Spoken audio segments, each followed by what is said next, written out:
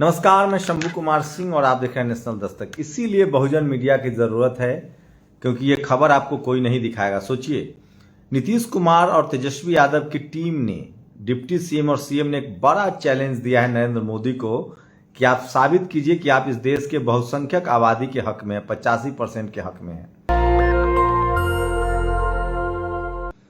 पहले उन्होंने जाति जनगणना के आंकड़े जारी किए, उसके बाद उन्होंने 65% रिजर्वेशन कर दिया एससी एसटी ओबीसी को, जिसमें शेड्यूल कास्ट को 20%, 45% ओबीसी को और 2% शेड्यूल ट्राइब को, जो कि सबसे ज्यादा उनकी संख्या कम है। जाति जनगणना के आंकड़े शुरू कर दिए, लेकिन अब बड़ा खेल क्या, उन्होंने केंद्र सरकार के पाले में बॉल डाल दिया। उन्होंने कहा है कि इसको 9वीं अनुसूची में शामिल कीजिए, क्योंकि कुछ लोग कह रहे थे, खासकर जो जनरल कैटेगरी के थे, कि ये फैसला जो है बिहार सरकार का 65% रिजर्वेशन वो सुप्रीम कोर्ट में धाराशायी हो जाएगा या हाई कोर्ट में धाराशायी हो जाएगा। अगर इसको 9th शेड्यूल में 9वीं अनुसूची में संविधान के डाल दिया जाता है तो इसको चैलेंज नहीं किया जा सकता है। रामविलास पासवान जी ने यही मांग की थी कि एससी एसटी एक्ट को भी शेड्यूल 9वीं अनुसूची में डाल दिया जाता। तो सोचिए, बहुजन समाज के लिए सबसे बड़ी खबर है, हक अधिकार की खबर है। सोचिए, 10 लाख नौकरियां वैसे बिहार सरकार दे रही है, 4 से 5 लाख लगभग दे चुकी है। तो अगर 65% रिजर्वेशन एससी एसटी ओबीसी को मिलता है तो सोचिए ओबीसी समाज, शेड्यूल कास्ट को कितनी बड़ी तरक्की होगी, किसान कम्युनिटी को। तो ये वो लड़ाई है जिसको आपको समझना है, और ये कोई टीवी अखबार इसके बारे में आपको नहीं बताएगा। उनकी कोशिश होती है कि या तो आपको खबर ही ना बताई जाए, इग्नोर किया जाए। एक दौर था जब रिजर्वेशन के खिलाफ मीडिया चैनल कैंपेन चलाते थे, अखबार वाले कैंपेन चलाते थे। मंडल कमीशन लागू हुआ तो ये लोग सड़क पर उतरे, लेकिन अब इनको लाज लगता है, शर्म आती है, क्योंकि सोशल मीडिया है। बहुजन समाज अब बहुत आगे निकल चुका है, पढ़ाई लिखाई सब जगह उसकी रिप्रेजेंटेशन बढ़ रही है और सोशल मीडिया में भी है। तो ये सीधे सीधे आपको रिजर्वेशन के खिलाफ तो नहीं बोलेंगे।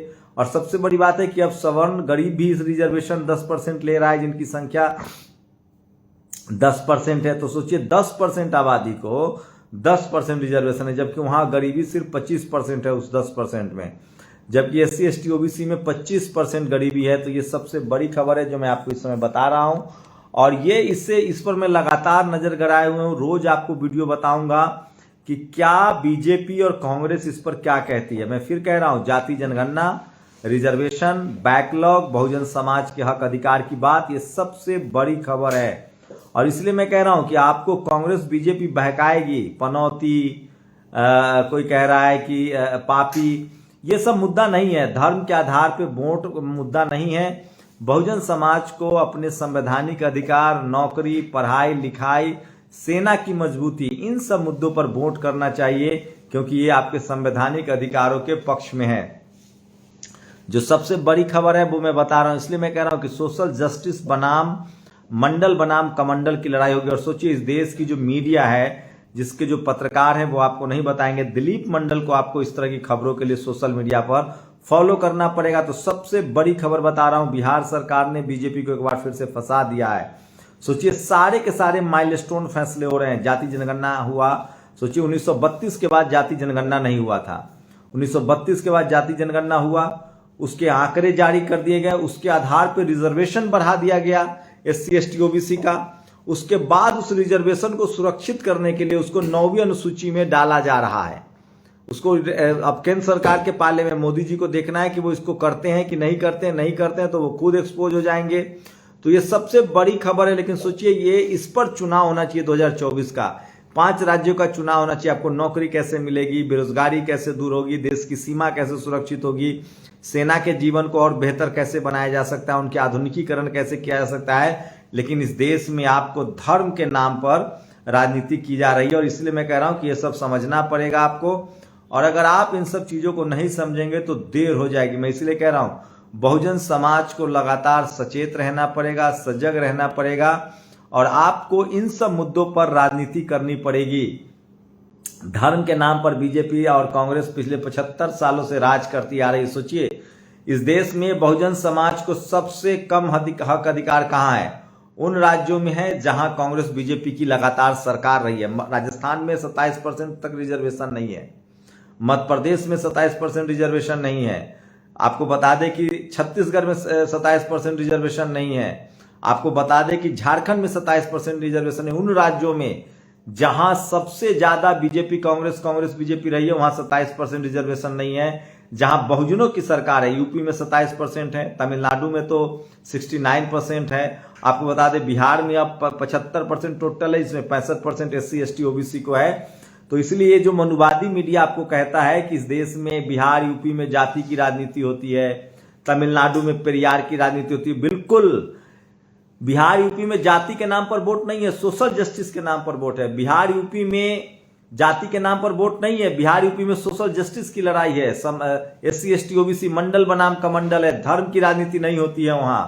मैं इसीलिए कह रहा हूं इस देश में जाति के नाम पर सबसे ज्यादा एकजुट कम्युनिटी कौन है, ये सब आप समझिए। मैं फिर कह रहा हूं जब बहुजन समाज का कोई नेता किसी पार्टी में जाता है तो उसका वोटर भी जाता है, लेकिन आज की स्थिति है कि सवर्ण समाज एक मुस्त गुल एकजुट होकर बीजेपी को वोट करता है और गैर बहुजनों का वोट बढ़ता है। जिस दिन इस देश में 90% SC ST OBC और किसानों का वोट एकजुट होगा, इंटैक्ट होगा और वो अपने आइडियोलॉजी पर वोट डालना शुरू करेंगे, इस देश में जो यहाँ के जो मूल निवासी हैं, जो SC ST OBC है, उनकी सत्ता होगी, क्योंकि उनकी आबादी 90% है। और यही बाबा साहब का सपना था और यही वो लाइन खींच के गए हैं, ये सबको बराबर वोट का अधिकार, और वही संविधान आपको अधिकार देता है। और वो संविधान न होता, ये वोट का अधिकार न होता तो आपको ये कॉन्स्टिट्यूशनल राइट्स नहीं मिलते। मैं फिर कह रहा हूं इस देश के 90% लोगों को SC ST OBC के रूप में उसका संविधान में अधिकार है, और अब तो सवर्ण समाज के गरीबों को भी 10% रिजर्वेशन है। जब मैं SC ST OBC कहता हूं तो हो सकता है आप किसी भी धर्म के हो, आप हिंदू हो सकते हैं तो भी SC ST OBC हो सकते हैं, आप क्रिश्चियन हो सकते हैं तो शेड्यूल ट्राइब हो सकते हैं, आप अगर बुद्धिस्ट हैं तो भी SC ST OBC हो सकते हैं, आप सिख समुदाय से हैं तो भी OBC SC हो सकते हैं। तो ये मत भूलिए कि आप किसी भी धर्म के मानने वाले हों, आपका जो संवैधानिक अधिकार है वो SC ST OBC के नाम पर सुरक्षित है और उसमें आपका अधिकार है। तो ये बड़ा खेल है, बड़ा गुगली मारा है नीतीश कुमार ने। अब नरेंद्र मोदी को साबित करना होगा कि वो OBC के पक्षधर हैं कि नहीं, SC समाज के पक्षधर हैं कि नहीं, क्योंकि उन्होंने कहा है कि इसको 9वीं अनुसूची में डाला जाए ताकि इसको चैलेंज न किया जाए। तो बिहार सरकार ने अपना खेल कर दिया है, अपना चाल चल दिया है, अपना काम कर दिया है। जाति जनगणना भी करवाए हैं, उसके आंकड़े भी जारी किए, उसके हिसाब से रिप्रेजेंटेशन भी दिया है। अब सवाल है कि सरकारी नौकरियां बचाई जाए। एक बड़ी कॉन्स्पिरेसी है, जब से रिजर्वेशन आया है वो तमाम जो मनुवादी हैं वो सरकारी नौकरियों को ही खत्म कर रहे हैं। तो नीतीश कुमार के इस कदम को आप लोग कैसे देख रहे हैं, इस वीडियो को शेयर कीजिए, घर घर तक पहुंचाइए। यही वो राजनीति है सोशल जस्टिस की जिससे आप स्कूल कॉलेज जा पाएंगे, गरीब के बच्चे अमीर हो पाएंगे, आपके घर में शिक्षा आएगी, रोजगार आएगा, नौकरी आएगी, तभी आपकी दूसरी पीढ़ी बिजनेस भी करेगी। जो नौकरी करता है वो बिजनेस भी करता है। इस देश के गरीबों के लिए, बहुजन समाज के लिए, खासकर SC ST OBC और किसानों के लिए, जिसकी 75% लोग गरीब हैं, जिनके पास जमीन नहीं है, बिजनेस नहीं है, media, judiciary, college, university, bureaucracy में नहीं है, उनकी तरक्की का रास्ता यहीं से खुलता है। तो ये तमाम खबरें जो हैं वो आपको मैं इसलिए बताता हूं, कोई ये टीवी अखबार आपको नहीं बताएगा। नीतीश कुमार ने बड़ा खेल किया है। 2024 में बहुजन समाज को ऐसे ही नेताओं की जरूरत है जो सोशल जस्टिस का पैरोकार हो, जो आपके संवैधानिक अधिकारों की रक्षा करे, और ये कोई गैर बहुजन नेता ही कर सकता है, गैर कांग्रेस गैर बीजेपी के नेता ही कर सकते हैं। कांग्रेस बीजेपी 70 साल से 75 साल से राज करे, वो नहीं कर सकती है। तो बिहार ने नई लकीर खींची है, पहले जाति जनगणना के आंकड़े जारी करना, फिर 75% रिजर्वेशन कर देना जिसमें 10% सवर्णों का भी है, और उसको 9वीं अनुसूची में डालना। ये सबसे बड़ा चुनावी मुद्दा है। आप सोशल मीडिया पर इसको शेयर कीजिए। इसके लिए दिलीप मंडल को भी फॉलो कर सकते हैं, नेशनल दस्तक का एक वीडियो भी दे सकते हैं। आप लोग अपनी प्रतिक्रिया जरूर दीजिए। शुक्रिया। नेशनल दस्तक की आपसे गुजारिश है कि अगर इसको बचाना चाहते हैं तो नेशनल दस्तक को सब्सक्राइब करने के लिए रेड कलर के सब्सक्राइब बटन को दबाएं, फिर बेल आइकन की घंटी दबाएं। नेशनल दस्तक को बचाने के लिए बहुत जरूरी है कि हर खबर को शेयर करें, लाइक करें, कमेंट जरूर करें।